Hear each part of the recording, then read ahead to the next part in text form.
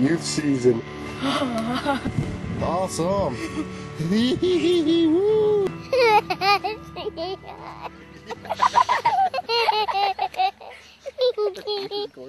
Today's show is brought to you by these proud sponsors. Mossy Oak, it's not just a passion, it's an obsession. Buckmasters and the Buckmasters American Deer Foundation. The National Shooting Sports Foundation, the International Hunter Education Association, public support from viewers like you, Macro Systems, Invega Video Productions, SGP TV, Missouri, WPC TV, Florida, Cable 8 in Massachusetts, and Cat TV here in southern Vermont. Taxidermy services for today's program are brought to you by national champion Peter LaJoy and Gameheads Ltd. Hey everybody, I'm Kevin Hoyt and welcome to the future of hunting. Today we're going back to the deer hunting mecca of Ohio.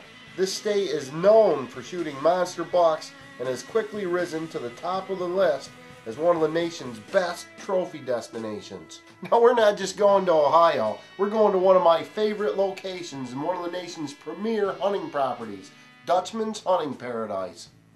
Not only does Terry have some of the best deer hunting in the world, he also has some of the most beautiful property that I've ever seen. Now I've hunted with Terry before, so I knew this was going to be a great adventure. Now all I needed was a youth hunt winner from the free giveaway on my website. This week's 14-year-old winner is Tennessee resident Mitchell Jones. Mitchell brought his dad Tony, who doesn't hunt, and his Uncle Tom along for the ride. Mitchell's Uncle Tom is his hunting partner back in Tennessee and is the one who got Mitchell started.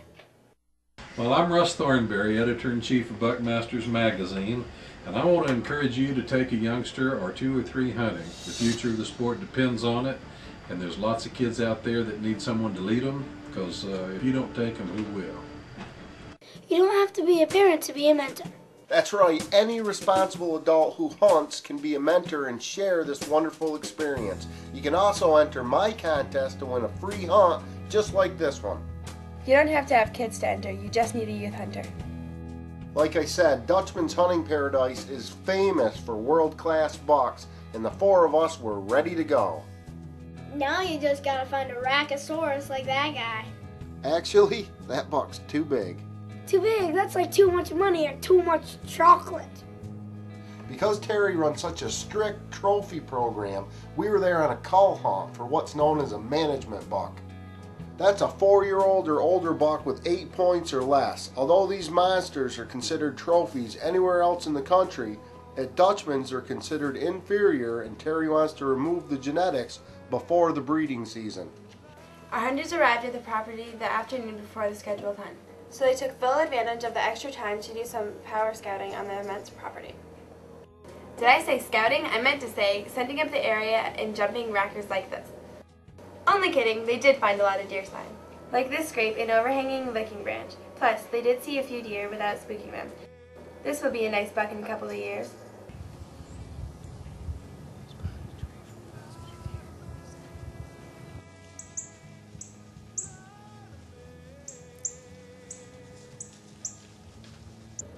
The only big bucks spotted the first night were a long way away. The distance is far too great to count the points with the camera, but even from a half-mile away, you can tell that these boys are big ones.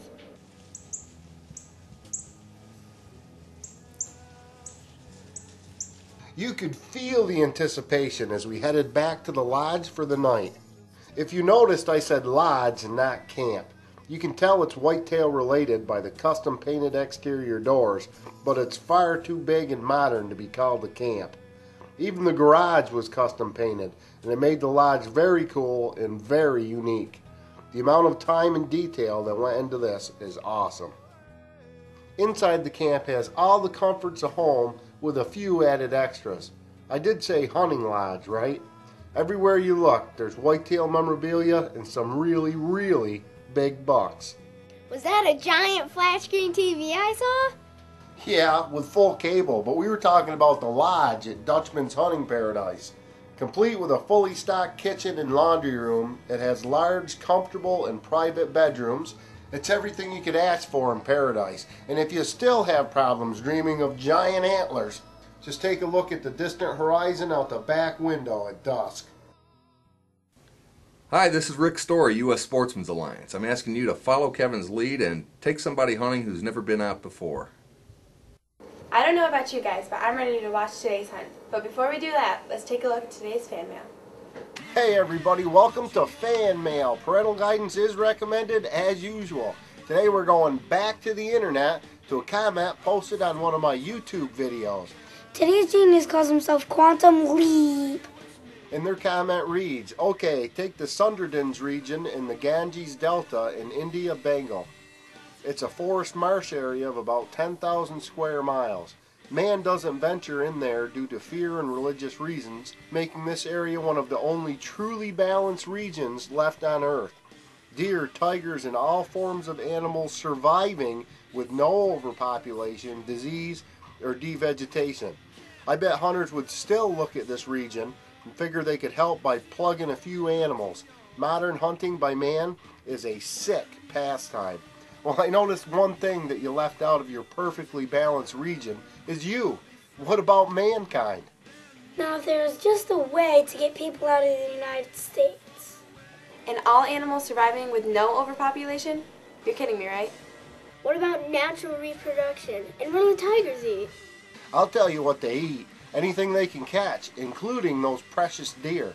After the tigers and other predators are done, Mother Nature steps in to get rid of the other excess animals by starvation or some other horrific disease.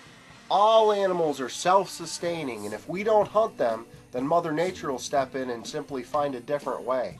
The biggest threat to animal populations today is habitat destruction.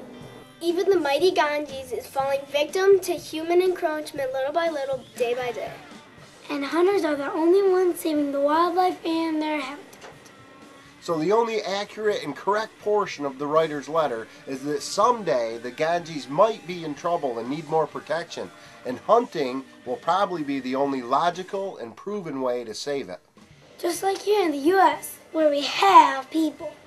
I want to thank the writer again for watching the video and for posting. I think they should take a quantum leap off the tall building. And now here's a word from our sponsors. It's been said that hunting is good for the soul. We'd say it's good for a whole slew of reasons, like spending time with the family, teaching them to shoot, and the trick to sitting still in the blind. And there's the pointers you pick up, like how to manage a thermos of coffee and a hard-headed dog all at once. Fact is, you can take nothing from the sky and still marvel at the good times you've had and the memories you made. No limit on those.